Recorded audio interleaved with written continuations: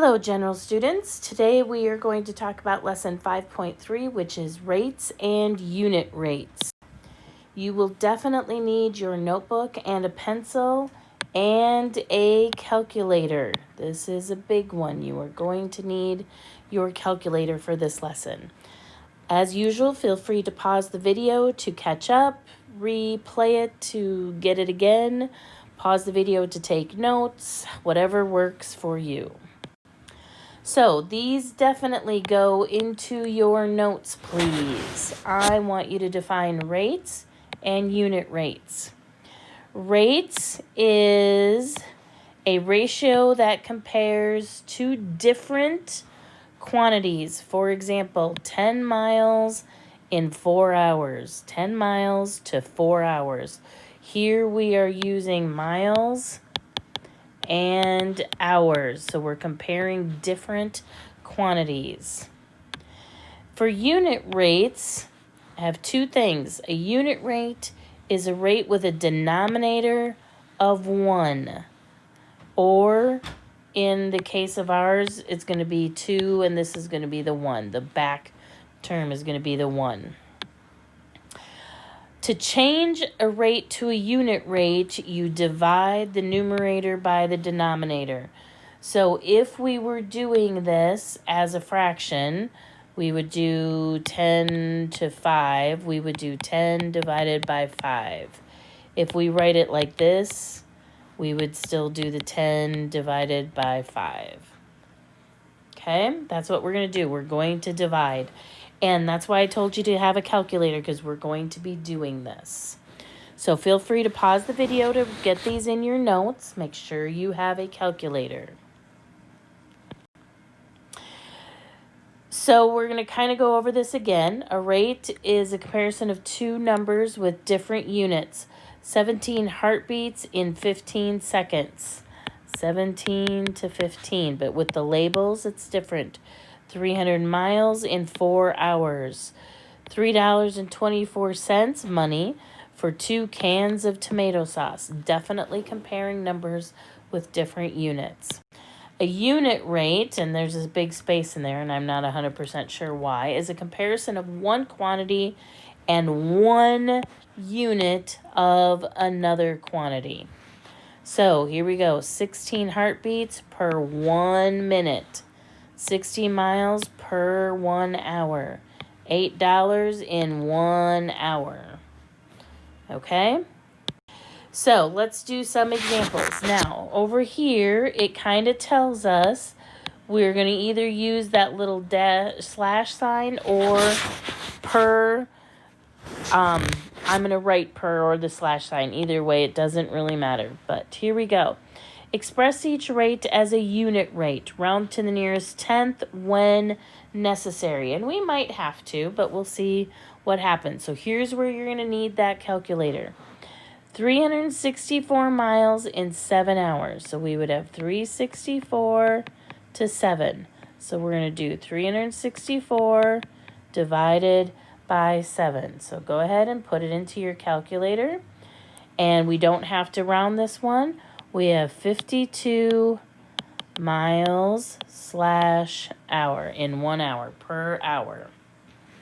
Number 2, 50 yards in 6 4/10 seconds. So we have 50 yards in 6 4/10. So we're going to do 50 divided by 6 4/10. So we're going to put that into our calculator. And we're definitely going to round, and we have to round to the nearest tenth. So we have 7 8/10 yards per second. This should be a 7. It kind of looks like a 2. Number 3, 200 words in 6 minutes. So our ratio is 210 in 6 minutes. So we're going to do 210 divided by 6. Don't have to round. We have 35 words per minute. Okay. Number 4, 232 students in 8 classes. So 232 it to 8. So we're going to do 232 divided by 8. So put it into your calculator. Again, don't have to round, which is nice. 29 students per class. Number 5. 5 inches of rain in 3 days. 5 to 3. So we're going to do 5 divided by 3. As you're probably going to figure out, we're going to be rounding this one. It's 1 and then there's a bunch of 6s and a 7. So we're just going to do this. We're going to do 1 6/10 repeating inches per day. Okay, 3 more. 816 calories in 12 servings. 816 to 12. So we're going to do 816 divided by 12. Put that into your calculator. Don't have to round this one, so we have 68 calories per serving. Okay, let's do the last 2. Pause the video if you want to try these on your own, and then see how you do. 30 math problems in 52 minutes. 30 to 52. So we're going to do 30 divided by 52. Now, as again, you'll probably figure out you might be rounding on this one. Always to the nearest 10th. This one is definitely a decimal. It's a 5. It says 0.57692. Keeps on going. Here's the tenths, but this is going to make it 6/10 problems. So a little over 1, a little over half every minute. Number 8, 225 Skittles in 4 bags. So 225 to 4. We're going to do 225 divided by 4. We'll see if we have to round. This one we could probably just put down the whole thing. 56.25. If you round it, it's 56 3/10 Skittles per bag. So if you round it, it's that, but it's a short one. We could put the whole thing. These unit rates are good when we're comparing things, okay? We're not going to do all of these. We're just going to do a couple. We're going to divide the price by the quantity, and that's usually how they say it. They usually have price and the quantity. So we're going to take $9.40 divided by 5. So that's basically going to tell us how much each can of soup is. So we do $9.40 divided by 5. Each can of soup is $1.88 per can. Okay, it's basically the same thing. Number 13, we're going to have to switch it around. Same thing with number 12. We're going to switch it around. So $3.19 divided by 210. We're not used to doing it this way, but it is the way it's supposed to be. And for this one, it's actually 2 cents because it's 0.015, which is going to make this 2 cents per tissue. That's basically how it works out. Every time, if it's a box of 210 for $3.19, each tissue costs you 2 cents. We'll do one more. We'll do this big one down here.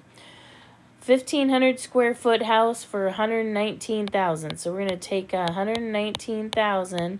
We're going to divide it by 1,500. It's a big number, but this is how they talk about houses, basically. So you're going to take $119,000 and divide it by 1,500. And basically you get that it's going to be $79.33 per square foot in the house. Here's where we're going to compare, okay? So we have to do both of these. The directions say determine whether option A or B is a better deal. So we're going to take the price divided by the quantity. So $2.99 divided by 64 and $6.99 divided by 120. So if you do option A, $2.99 divided by 64, you basically get 0.04, we'll say 0.047. $6.99 divided by 120, that's going to give us 0.058. So the better deal is the cheaper. We want the cheaper price. And for this one, for these crayons, option A is the cheaper price. Okay, do option 2. Pause the video and do option 2 and see which one you get. $2.99 divided by 12, $3.52 divided by 17. So here we go. $2.99 divided by 12, that's going to give us about 25 cents. $3.52 divided by 17, that's going to give us like 21 cents. So option B is the better option. If you have questions, feel free to message me. Otherwise, your assignment is 5.3 practice here in GoFormative right after this video, and you'll be doing problems 1 through 25. Please make sure you read the directions that I typed in, not the directions on the worksheet. If you have questions, send me a message. Otherwise, have a great day.